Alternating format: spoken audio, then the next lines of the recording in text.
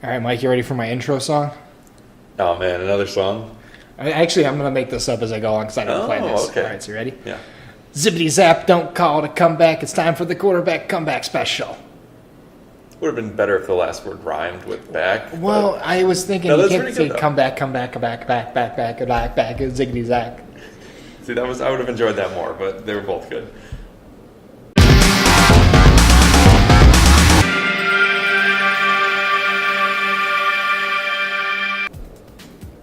And now it's time for 2M football. I'm Mike. And I'm Matt, and it's time for our quarterback comeback special.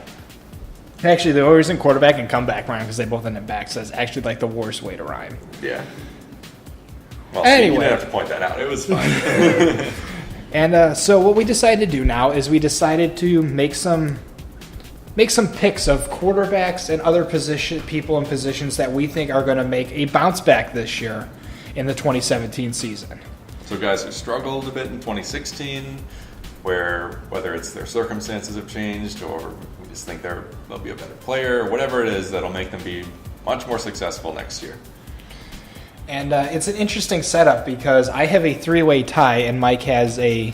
One-way tie. Ooh, man, that's pretty hard choices there. So we flipped a coin, and then Mike punched me in the face and decided I'm going first. Well, he was watching the coin in the air. I punched him in the face. So. It was trickery and shenanigans and monkey shines, and I'm not a fan of it. So anyway, oh my god, that breeze feels awesome. That's nice. Still nice here in Chicago. All right, so my quarterback comeback picks are as follows, and I'll say them all, and then I'll go into each one. Okay. You are so useless at doing this. As everybody who's watched this show should know, my number one choice is Blake Bortles. Called it. But I also have a tie with Jared Goff and Tyrod Taylor in that conversation. Interesting? That is interesting. It is. Okay, so Blake Bortles.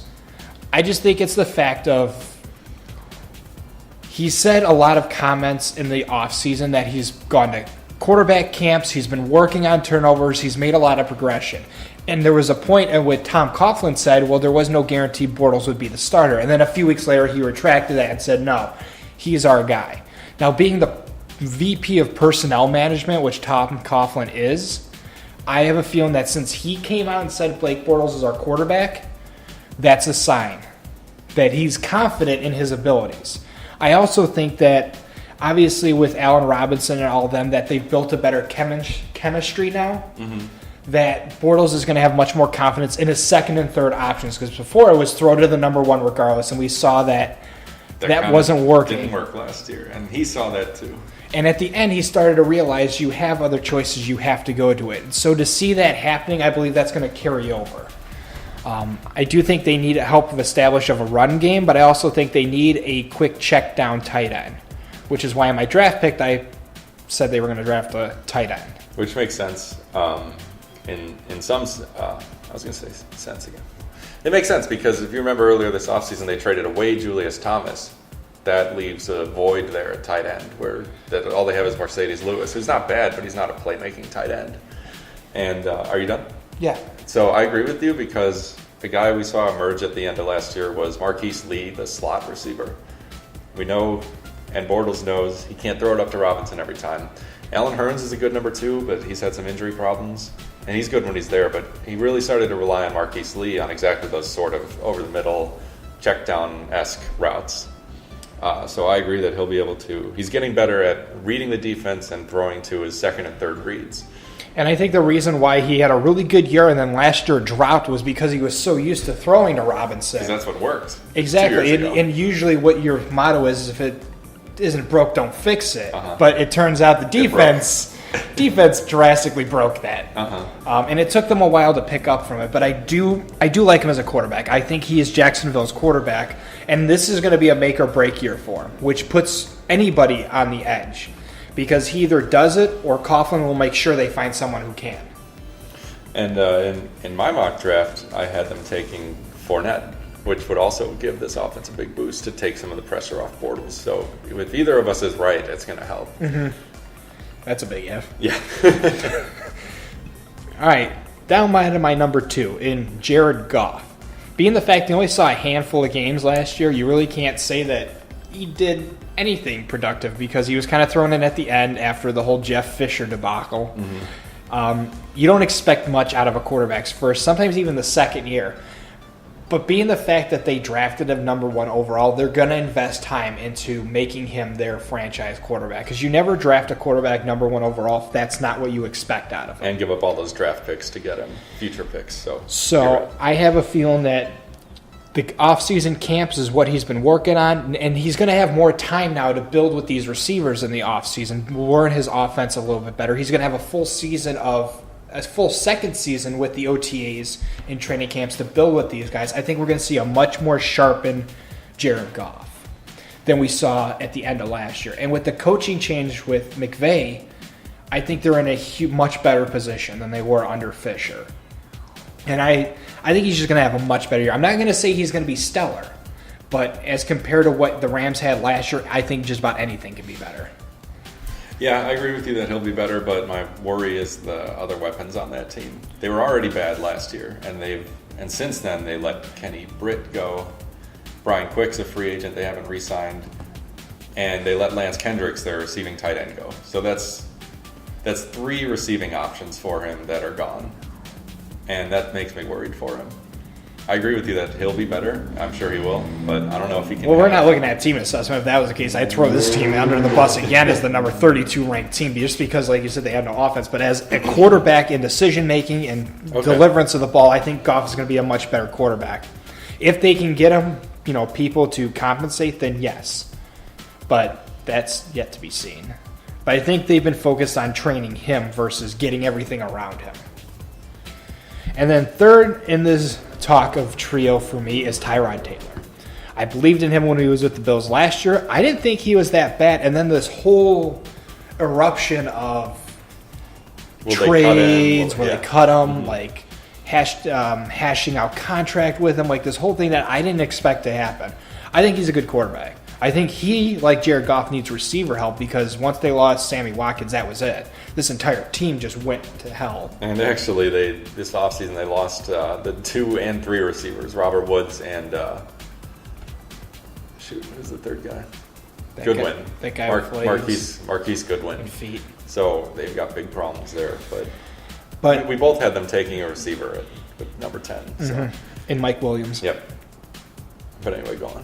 I mean, I don't think that there should have ever been those contract disputes with Tyrod Taylor. I think he's he's got his athleticism, which can be great in these situations where you're building a receiving core. You can have your quarterback, get the first downs with his legs versus trying to force a pass. Their run game, we'll see how it goes. I think it should be fine, but you never know. As long as McCoy stays healthy, they'll be perfectly fine. But as we talked about in the Bills show, they've got Mike Gillislee, the backup to him, who looks honestly almost as good sometimes when he played.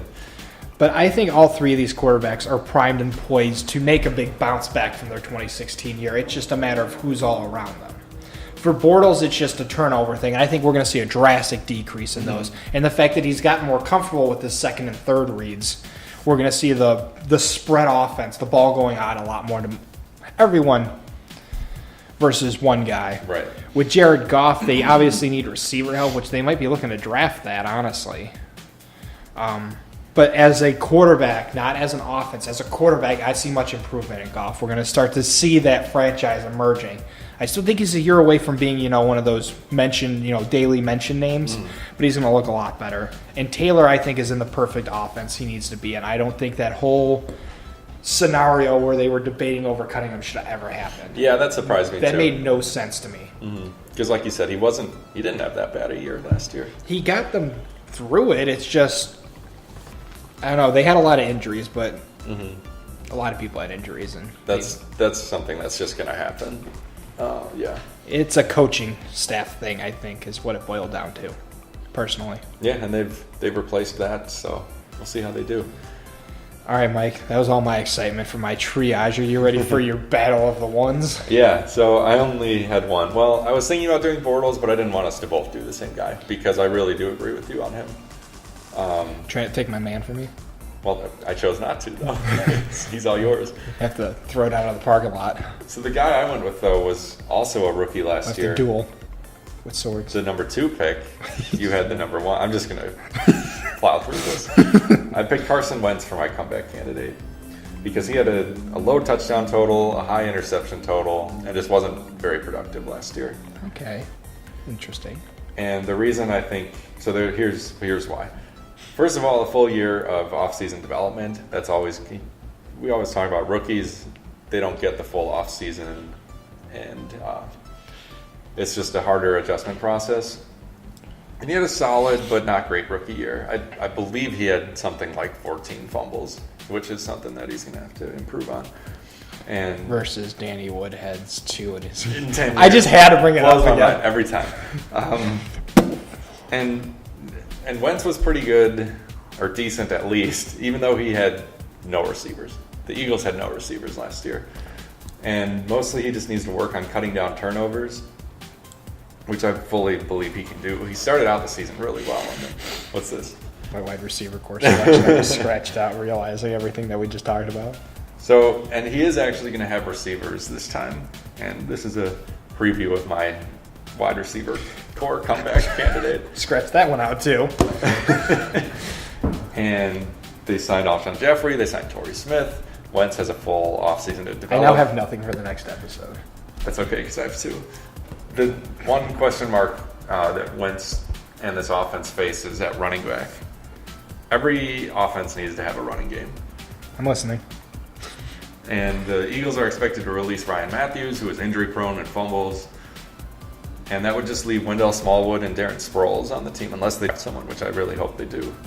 Not in the first round, though, because that's not what I had in my mock draft. But I like what we saw from Wentz last year. He's a pretty prototypical quarterback as far as size. And I think he can succeed next year against some secondaries in his division, especially, that will not be that great, except for New York. So yeah, Carson Wentz. He's going to be good. He's going to be top 15 next year. Top half of the league in terms of passing yards and touchdowns. I'm expecting him to improve a lot in year 2. Cool. And so that's that. That's all I got. That's our bounce back players, or bounce back quarterbacks. Man, that's a tongue twister. So stay tuned. We're going to be going through the positions, 1 by 1, 2 by 2. The ants go marching 2 by 2. Hurrah! And that'll cover most of our off-season stuff, and then we'll have to really we'll really have to start thinking of stuff then. So thank you guys all for listening. Follow us by subscribing so you can stay up to date with us. That's a lot of smiley faces on your computer. I'm really happy with that. Check out our Twitter at 2M_football, where we keep responding to news and all the fun stuffs. And we'll see you guys next time in the wide receiver course. Yep, see you then.